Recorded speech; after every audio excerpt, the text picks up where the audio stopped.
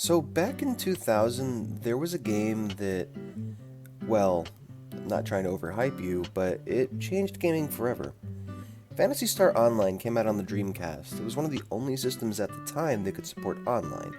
And this was online game. It was an online action RPG in the style of something like Diablo on the consoles, and it was really, really impressive. It was massively popular in Japan and in America, even though the system it came out on was not. When Phantasy Star Online was re released for the PC, the Xbox, and for the GameCube, it was still massively popular and sold really, really well. And this game was a cultural touchstone for Japan, and it influenced a lot of games that we know today. It was so massively popular that it actually influenced and shaped the entire games industry, helping influencing games like Monster Hunter and Final Fantasy XI, which would then go on to influence Dark Souls and then Final Fantasy XIV. So it went to shape the industry. This game was very, very important for its time, and it's a shame more people don't talk about it.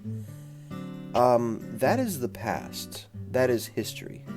The rest of this video will be alternate history because I'm going to talk about how Phantasy Star Online 2 failed to become the most popular MMO.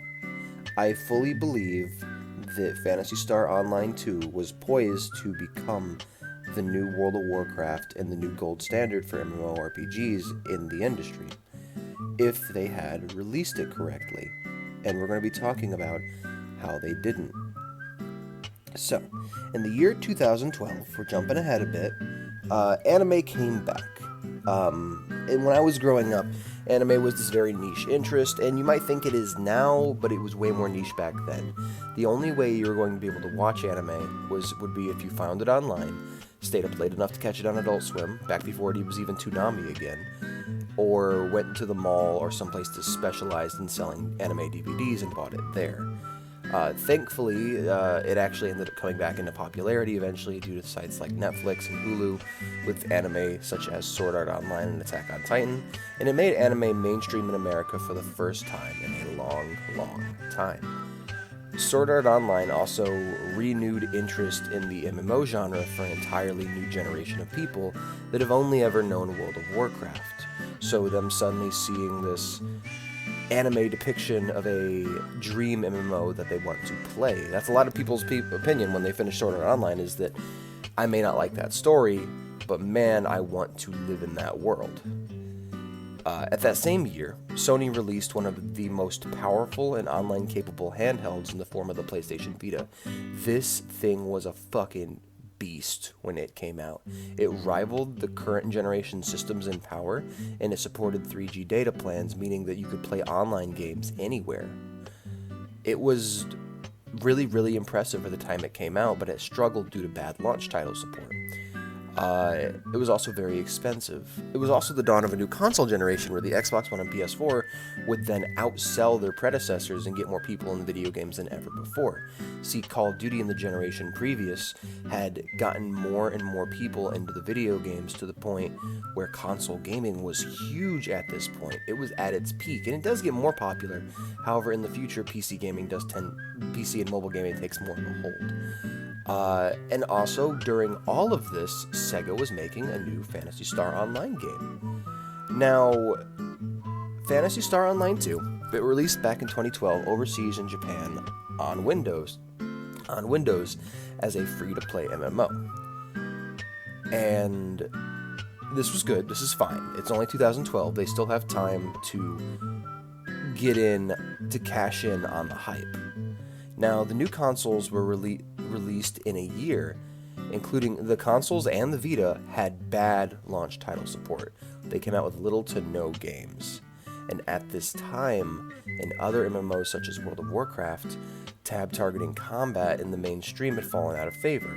People wanted action combat in their MMOs. Console gaming had become huge, and people wanted to play games on consoles. And finally, the anime aesthetics were more beloved than ever before, with everyone changing their fucking profile picture online to an anime girl.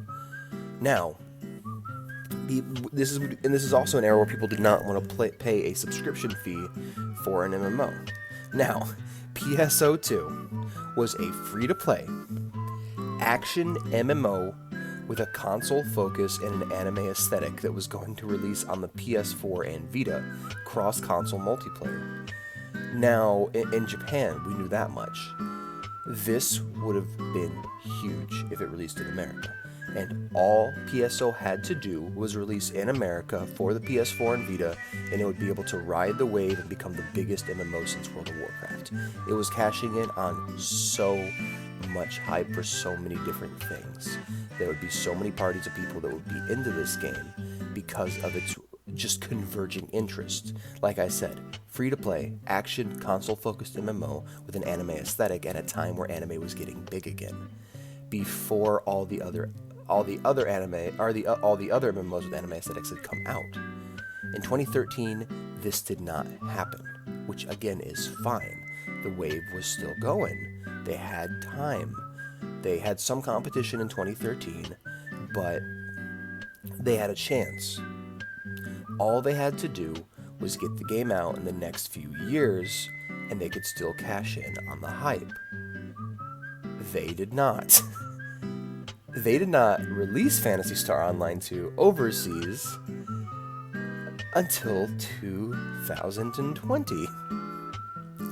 By this point, the Vita had died completely.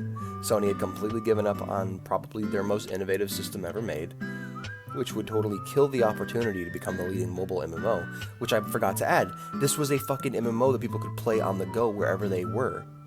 It was ahead of its time that way. The anime aesthetic in MMOs had been oversaturated at this point. There were so many Korean and Chinese MMOs out that fucking ate their cake, you know? And like, the popular platform of gaming had shifted from consoles to PC and mobile at this point. There was this magical moment where they could have released the game and taken the world by storm, and they didn't. Final Fantasy XIV at this point has become the leading MMO. In a lot of ways, it ate PSO's lunch.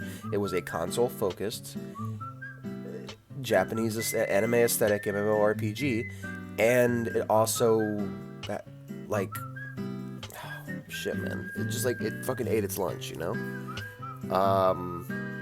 And if you weren't playing 14, people that were also interested in the console-focused MMOs were likely either playing Warframe or Destiny. Like, MMOs on consoles now are a normal thing.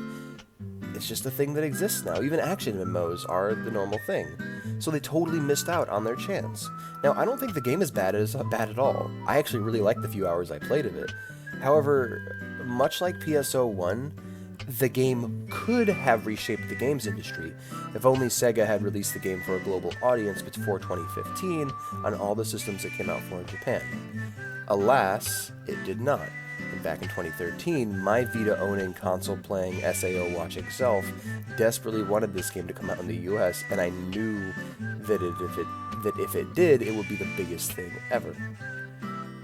It did not. And so I made this video so I could share this alternate timeline with you and basically just ask the question of, what if? What if they did release Phantasy Star Online 2 properly? What if they did put that out on the right systems in the right countries at the right time?